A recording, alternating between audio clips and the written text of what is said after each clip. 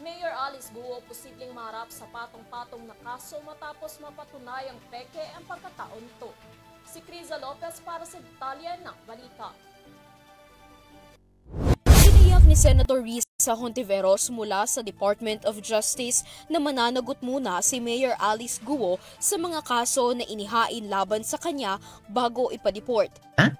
Kapag na-convict siya on any of those cases, she will first have to serve her sentence here in the Philippines. So kumbaga, hindi lang free pass na madedeport at dun na lang niya harapin yung consequences sa kung saan bansa siya ide-deport, but she will have to face the consequences kapag mapatunayan ng mga korte natin na nilabag niya ang mga batas ng ating republika.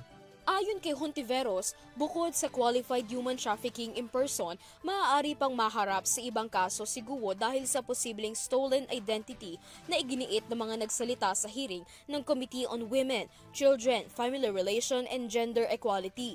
Sa panig ng Philippine Statistics Authority, kakansilahin ng ahensya ang fake birth certificate ng alkalde na ipinasa na nila sa Office of the Solicitor General. Because if she is proven to have stolen an identity and used that to run for public office, in effect, kung ang kaso na inaharap natin ay isang Chinese national who posed as a Filipino para makakuha ng isang elective office at kasabay pa niyan, nag-identity theft ng isang Pilipina para mabigyan ng cover ang mga pogo sa kanilang iba't ibang mga criminal activities, so mabibigat na usapin iyan.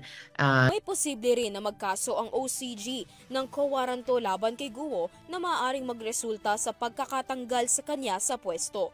Dagdag ni Hontiveros, may tuturing na gravest offense ang pagpapanggap ni Guo bilang Pilipino upang makatakbo sa posisyon bilang mayor. Because if she is proven to have stolen an identity and used that to run for public office, in effect, kung ang kaso na inaharap natin ay isang Chinese national who posed as a Filipino para makakuha ng isang elective office at kasabay pa niyan,